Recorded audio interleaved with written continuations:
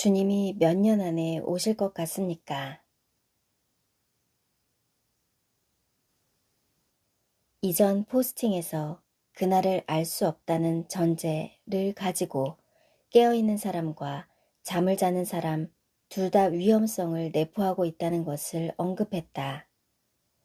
깨어있는 사람은 일상에 대한 게으름, 정확한 날짜에 대한 유혹, 지연에 따른 실망 같은 문제가 있다. 깨어있지 못한 사람은 그날을 놓칠 가능성은 당연하고 일상의 신앙도 미지근함에 빠질 위험성도 높다. 실제적인 상황 25장은 종말장 24장과 연결된 것으로 주님께서 유월절 이틀 전인 화요일에 한꺼번에 말씀하신 내용이다.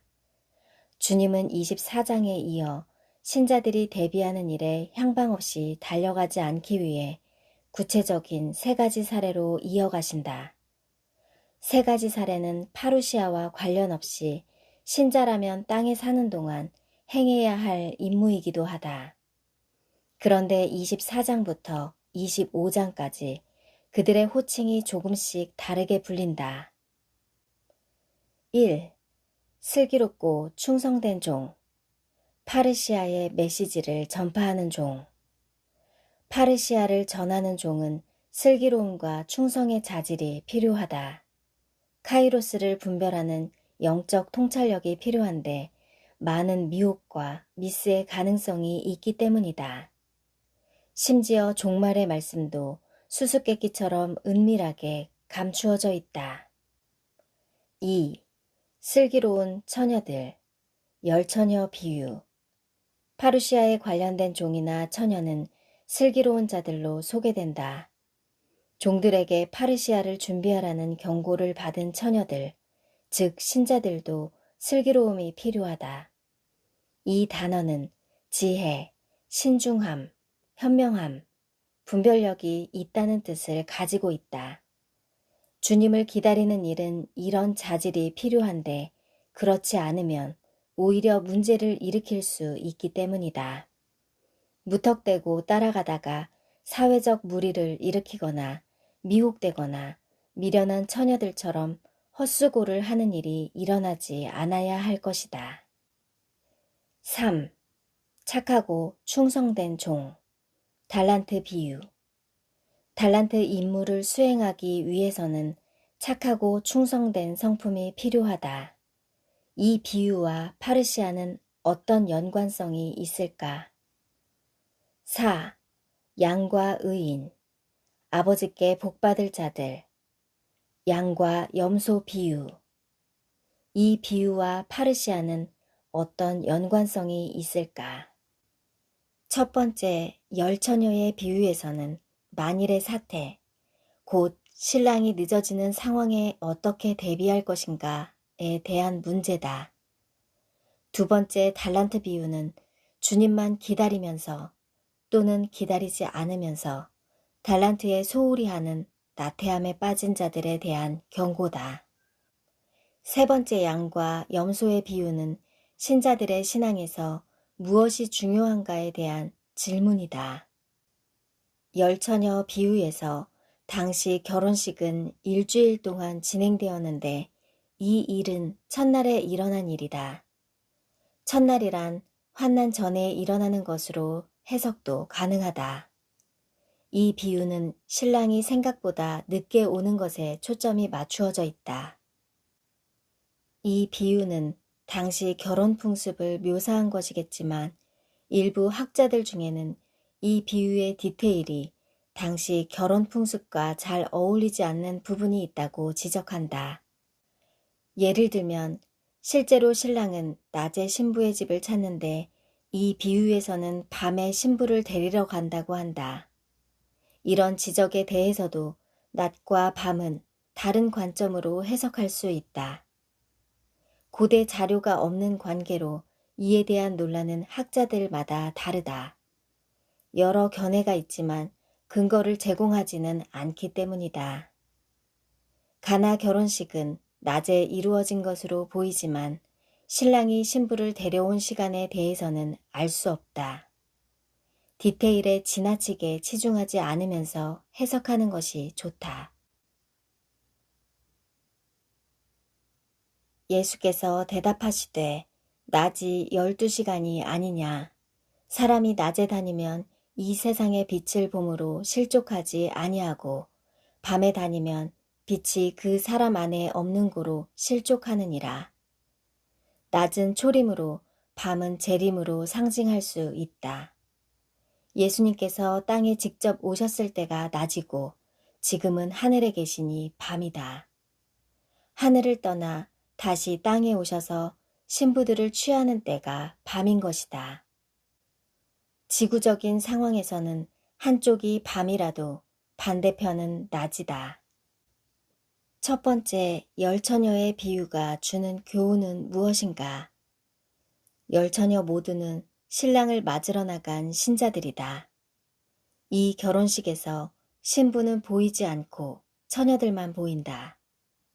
신랑 한 명에 신부가 여러 명이라는 설정이 부자연스럽고 처녀는 순결을 상징하기에 더 적당한 개념이다. 그들이 나간 목적은 신랑을 만나기 위함이다. 첫째 비유는 기도와 말씀 가운데 주님과 동행하고 성령으로 충만한 것이다.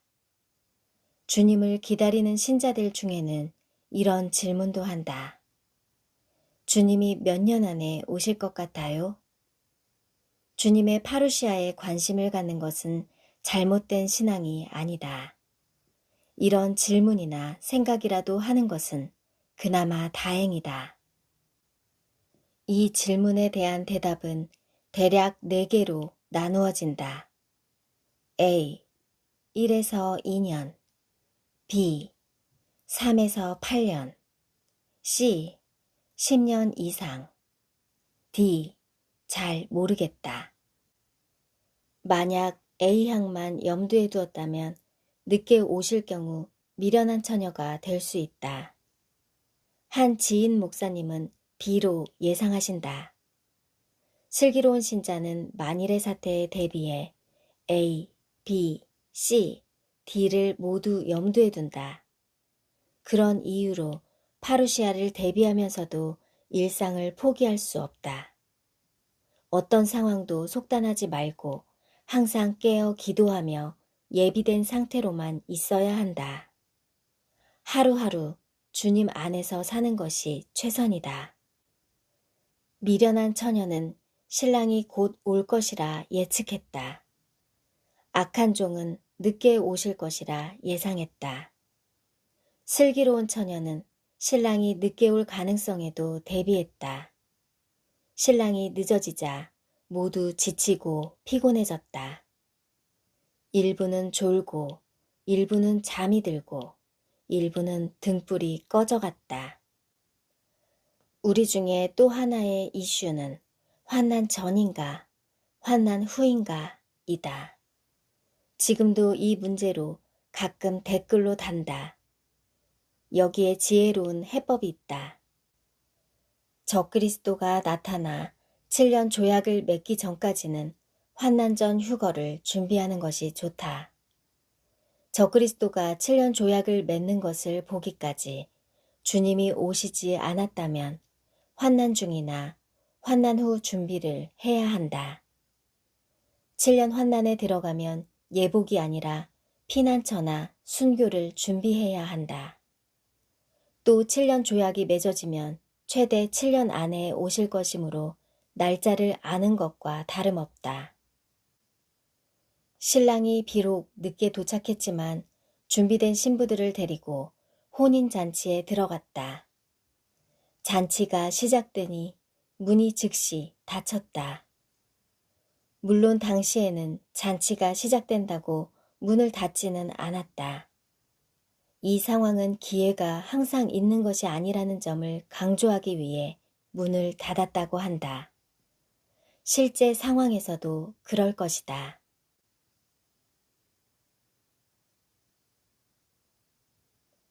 남은 자들이 이렇게 소리친다.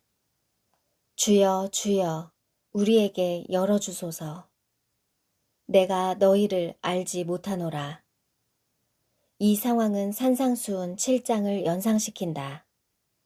그날에 많은 사람이 나더러 이르되 주여 주여 우리가 주의 이름으로 선지자 노릇하며 주의 이름으로 귀신을 쫓아내며 주의 이름으로 많은 권능을 행하지 아니하였나이까.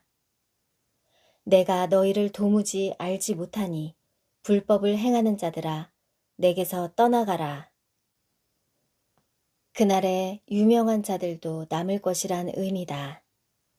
많은 사람이 이런 상황을 맞이할 것이라고 하신다. 그들은 주님께서 예비하라는 말씀에는 귀를 기울이지 않았고 자기 식대로 믿은 것이 미스다. 예수님의 두 계명과 두 비유의 연관성. 두 번째 달란트 비유도 깨어서 파루시아를 대비하는 신자들에 대한 것이다. 파루시아를 위한 삶이 게으른 사람처럼 가만히 앉아서 기다리는 것이 아니라는 경고다. 각자가 많은 책임을 성실하게 이행하고 있어야 한다. 주님께서 가장 큰 계명으로 주신 것은 두 계명이다. 두 계명은 하나님을 사랑하는 것과 사람을 사랑하는 것, 두 개의 구조로 되어 있다. 이 두 계명은 십계명에서 파생되었다. 두 계명이 주님의 오심을 준비하는 비밀과 관련되어 있다. 1에서 4계명은 하나님에 대한 사람의 임무인데 하나님에 대한 사랑으로 압축하셨다. 바리새인들이 외식적으로 계명을 지키지만 마음으로는 순결하지 못했기 때문에 두 계명을 주셨다. 5에서 10계명은 사람에 대한 임무다. 10계명이 신자의 임무라면 두 계명은 신자의 책임이다. 많은 신자들이 계명을 율법처럼 간주하여 헌신짝처럼 버린다. 하나님께서 특별히 강조하신 것에서 달아나 버리면 그 신자는 하나님에게서 점점 멀어 떨어져 나간다. 작게 취급하면 천국에서 작은 자로 여겨질 것이다. 그런데 우리는 하나님을 어떻게 사랑할 것인가? 이것은 달란트 비유에 관한 질문이기도 하다. 달란트 비유는 하나님을 사랑하는 책임에 대한 것이고 양과 염소 비유는 사람을 사랑하는 책임에 대한 것이다. 결국 우리는 두 계명을 실천하는 것이 첫 열매를 맺으며 주님을 기다리는 신부들의 아름다운 모습이라는 것이다. 하나님을 사랑하는 것은 온 마음을 다해 사랑하고 동행하는 것이 첫째다.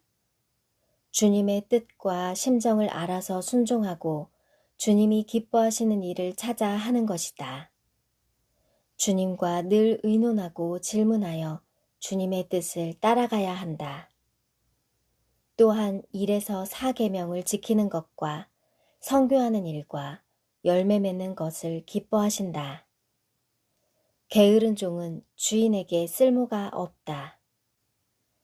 하나님의 일을 하는 사람들은 하나님의 종이라고 불린다.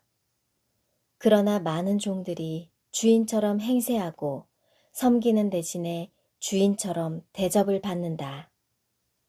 착하고 충성된 종의 역할이 무엇인지 알아야 한다. 사람은 어떻게 사랑할 것인가? 미워하는 마음과 용서하지 못하는 마음은 신부의 성품이 아니다. 너그러운 마음으로 형제와 가족을 품어주고 믿어주고 긍휼히 여기고 사랑하는 것이 우리의 역할이다. 양과 염소의 비유는 그 임무와 책임에 대해 구체적으로 알려준다. 선행은 누구에게 하는가? 선행은 양이 다른 양에게 한다. 소위 힘있고 유명하며 잘나가는 사람에게 하지 않는다. 그런데 대부분 이런 신자들에게 대접을 하는 사례가 많다. 대상이 누구인가에 따라 효력이 달라진다. 다음 6가지 선행은 가장 중요한 부분이며 얼마나 중요한지 4차례나 반복된다. 예수님은 양이 베푸는 선행을 자신에게 하는 것으로 간주하신다. 1. 줄인 자에게 먹을 것을 주었다. 2. 목마를 때에 마시게 하였다. 3. 나그네 되었을 때에 영접하였다. 4. 헐벗었을 때에 옷을 입혔다. 5. 병들었을 때에 돌보았다. 6. 옥에 갇혔을 때에 와서 보았다. 선행의 대상은 믿는 형제들 중에 가난하고 고통받는 이들이다. 신부의 경건한 삶에는 이런 책임이 뒤따른다. 인색한 사람은 가난한 사람을 위해서는 좀처럼 지갑을 열지 않는다. 도와줄 대상을 잘 모를 경우에는 후원을 하게 된다. 그런데 후원해봐야 그들에게 전달이 안 될 것이라는 여러 가지 이유를 댄다. 양은 그냥 순종한다.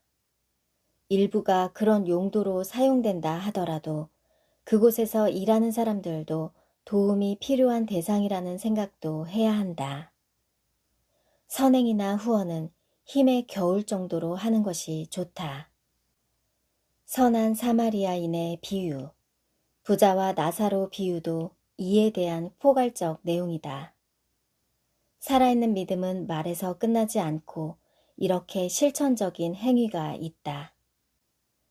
이런 선행은 그들이 세상에 빛이 되는 착한 행위이며 예복을 만드는 재료가 된다.